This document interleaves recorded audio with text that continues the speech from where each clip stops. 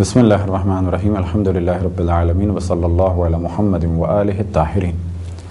موضوع گفتگو غسل جنابت، البتہ ہماری اس گفتگو کا عنوان ہے وہ چیزیں جو جنب پر حرام ہیں۔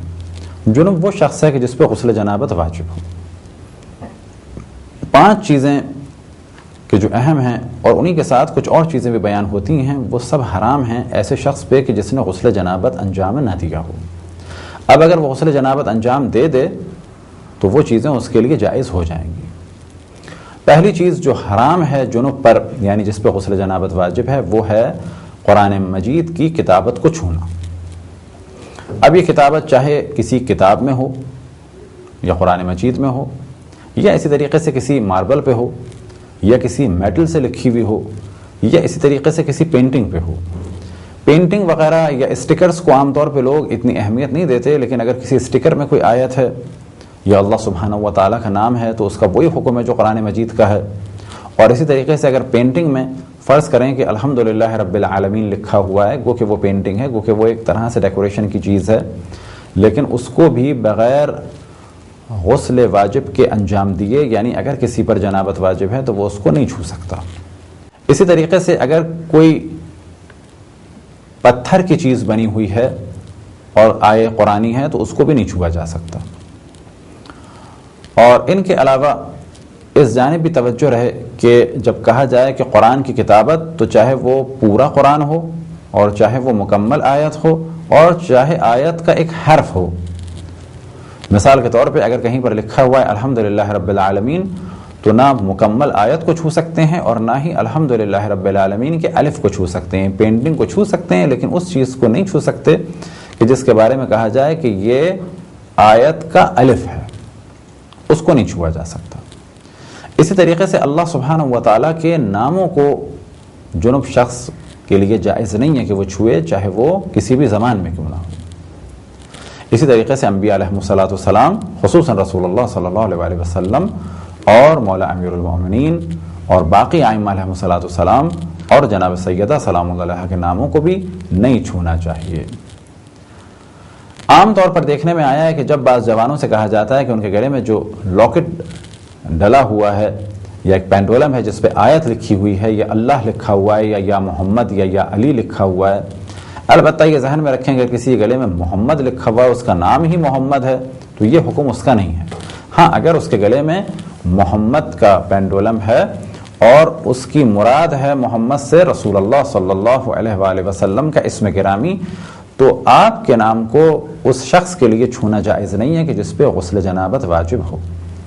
اب دیکھنے میں آیا ہے کہ بعض جوانوں سے کہا جاتا ہے کہ تمہیں غسل جنابت کے اگر مسائل نہیں معلوم، یا یہ کہ جب بعض جگہ کہا جاتا ہے کہ بغیر وضو کے نہ چھوؤ، بغیر غسل کے نہ چھوؤ، تو عام طور پر یہ ریئیکشن سامنے آتا ہے کہ وہ افراد کے جو بالکل شریعت سے آگاہ نہیں ہیں، اپنے آپ کو ظاہر کرتے ہیں کہ ہم بہت بڑے اہل بیت علیہ السلام کے چاہنے والے ہیں، اور جو روک رہا ہو کوشش کرتے ہیں کہ اس کے بارے میں اس قسم میں کمنٹ پاس کیے جائیں کہ یہ ہمیں اہل بیت کے نام سے روک رہا ہے، جبکہ روکنے والا شخص اہل بیت کا اسے احترام سے کہہ رہا ہے کہ ان ناموں کو، مقدس اسماء گرامی کو بغیر غسل اور بغیر وضو کے نہ چھوؤ۔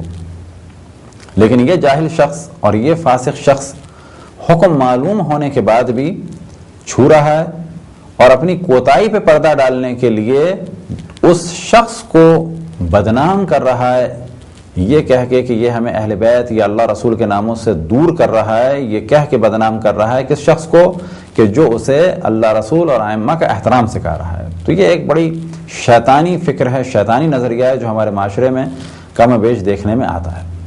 پر جس کے بھی گلے میں کوئی پینڈولم ہو، اب یہ ذہن میں رکھیں کہ پینڈولم بھی 2 قسم کا ہوتا ہے۔ فرض کریں کہ یہ پینڈولم ہے اور یہ حصہ بالکل اس کا بلینک ہے اور یہ کھال سے ٹکرا رہا ہے، تو ایسے شخص کے لیے کہا جائے گا کہ بغیر غسل کے بغیر وضو کے اس حصے کو اگر جسم سے مس کیا جائے تو کوئی حرج نہیں ہے، گو کہ بہتر ہے کہ اگر اللہ رسول کا نام بھی گلے میں ہے تو یہ باوضو رہے، بے شک چھو نہ رہا ہو۔ لیکن ہاں، یہ حصہ کہ جس میں بسم اللہ یا اللہ اکبر یا محمد یا علی یا فاطمہ حسن حسین پورے پنجتن کا نام لکھا ہوا ہے، تو یہ جائز نہیں ہے کہ چھوئے بغیر غسل جنابت کو انجام دیے۔ اسی طریقے سے احتیاط ہے کہ بغیر وضو کے نہ چھوئے۔ بس احتیاط یہ ہے کہ بغیر غسل کے بھی بغیر وضو کے بھی ان ناموں کو نہ چھوا جائے. لیکن بعض پینڈولم ایسے ہوتے ہیں کہ جس میں کٹنگ سے ہوئی بھی ہوتی ہے، یعنی اللہ اگر لکھا ہوا ہے تو وہ کسی چیز پہ نہیں لکھا ہوا بلکہ وہ کٹنگ ہوئی ہوئی ہے. بس یہاں سے اگر چھوا جائے، فرض کریں کہ اللہ لکھا ہوا ہے تو یہاں سے چھوا جائے بغیر غسل جنابت کے یہ بھی حرام ہے، یہاں سے چھوا جائے تو یہ بھی حرام ہے. تو پہلی چیز جو جنوب پر حرام ہے وہ ہے کتابت قرآن کو چھونا. اسی طریقے سے جب کہا گیا کہ اللہ سبحانہ و تعالیٰ کے ناموں کو چھونا جنوب کے لیے حرام ہے، تو اگر وہ نام کسی راؤنڈ اباؤٹ پر اور کسی فوارے میں لکھے ہوئے ہیں تو اسے بھی چھونا جائز نہیں ہے. اسی طرح سے کراچی میں دیکھنے میں آتا ہے کہ بعض راؤنڈ اباؤٹ ہیں جن میں اللہ لکھا ہوا ہے، تو جو شخص اسے بنا رہا ہے کیونکہ وہ اللہ لکھا ہوا ہے اسے وہ بنانے والا بھی بغیر وضو کے نہیں چھو سکتا. ہاں یہ ضروری نہیں ہے کہ وہ خود وضو سے ہو، ہاں اگر وہ وضو سے نہیں ہے تو گلفز پہنے، یا یہ کہ اگر بنا رہا ہے تو جو آلات وہ استعمال کر رہا ہے اس سے اس کو ٹچ کرے. مثال کے طور پہ سیمنٹ کا کام کر رہا ہے تو اسے اس طرح ٹچ کرے، لیکن اگر اللہ وہ سیمنٹ سے لکھ رہا ہے تو اس اللہ کے الف کو بھی اس طرح سے ہاتھ سے نہ چھوئے جب تک کہ وضو نہیں ہے. یہی حکم ہے گرل بنانے والوں کے لیے کہ جو لوہے سے گرل بنا رہے ہیں بسم اللہ الرحمن الرحیم لکھ رہے ہیں. اسی طرح سے ذہن میں رہے کہ بعض دفعہ لوگ اپنے دروازوں پہ بسم اللہ الرحمن الرحیم گرل سے بنوا کے لکھواتے ہیں یا دیواروں پہ لکھتے ہیں، تو جب اس پہ کلر کر رہے ہوں تو توجہ رہنی چاہیے کہ جو برش استعمال ہو رہا ہے وہ نجس نہ ہو. کیونکہ اگر وہ برش ایسا ہے کہ جو کچھ ہی دیر پہلے نجاست میں استعمال ہوا، اور فرض کریں کہ دیوار کے آس پاس کچھ لوگ پیشاب بھی کرتے تھے، پہلے وہ برش وہاں پہ چلا، اب اس کے بعد وہ برش چلتے چلتے چلتے چلتے اس جگہ تک پہنچ گیا ہے کہ جہاں پر دیوار میں ابھرا ہوا لکھا ہے بسم اللہ الرحمن الرحیم، تو یہ بسم اللہ الرحمن الرحیم گو کہ دیوار پہ لکھا ہوا ہے. اس کا حکم ہے حکم قرآن مجید، اور اس کو نجس کرنا اور اسی طریقے سے بغیر وضو کے چھونا جائز نہیں ہے. دوسری چیز جو جنوب پر حرام ہے وہ یہ کہ وہ داخل ہو مسجد الحرام میں یا مسجد النبوی میں. اس کا داخل ہونا ہی حرام ہے چاہے وہ بے شک نہ رکے. تیسری چیز جو حرام ہے وہ ہے مسجد میں رکنا. بس مسجد الحرام اور مسجد النبوی اور عام مساجد میں ایک فرق ہے. وہ فرق کیا ہے کہ اگر کوئی مسجد الحرام میں گزر بھی جائے تو یہ کام حرام کیا اس نے، مسجد النبوی میں گزر بھی جائے تو یہ کام اس نے حرام کیا. لیکن عام مساجد اور معصومین کے روزوں کا حکم یہ ہے کہ اگر وہ نجس کرتا ہے تو یہ کام حرام ہے، لیکن اگر تیزی سے گزر جائے اور نہ رکے تو پھر حرام نہیں ہے یہ عمل. چوتھی چیز جو جنوب پر حرام ہے وہ ہے مسجد میں کوئی چیز جنابت کے عالم میں رکھنے کے لیے جانا، حتی احتیاط یہ کہ باہر سے بھی اگر رکھے، کھڑکی سے رکھے، تو یہ عمل جائز نہیں ہے. پانچویں چیز جو جنوب پر حرام ہے اور جب تک وہ غسل جنابت نہ کر لے تو اس کے لیے جائز نہیں ہوگی، وہ ہے ان سوروں کا پڑھنا کہ جس میں واجب سجدہ ہو. 4 سورہ قرآن مجید کے ایسے ہیں کہ جن میں سجدہ واجب ہے.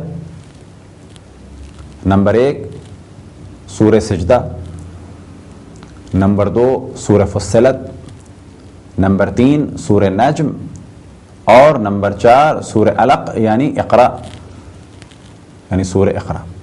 یہ 4 سورے ایسے ہیں کہ ان کی بسم اللہ پڑھنا بھی جائز نہیں ہے اس شخص پر کہ جو جنابت کے عالم میں ہو. اب سوال کیا جائے باقی سورے پڑھے جا سکتے ہیں تو کہا جائے گا باقی سورے پڑھے جا سکتے ہیں، یہ 4 سورے نہیں پڑھے جا سکتے، نہ پورے نہ آدھے اور نہ ابتدا کی جا سکتی ہے. لیکن اگر کسی کی توجہ نہ ہو، اس نے ابتدا کر دی تو فوراً روک دے. لیکن سوال یہ کیا جائے کیا ایسا شخص کہ جس پہ غسل جنابت واجب ہو سورہ حمد پڑھ سکتا ہے؟ تو کہا جائے گا کہ جائز ہے. 7 سے زیادہ آیتیں پڑھنا اس کے لیے مکروہ ہیں، اور یہاں پہ مکروہ کے معنی ہے کہ کم ثواب ہے،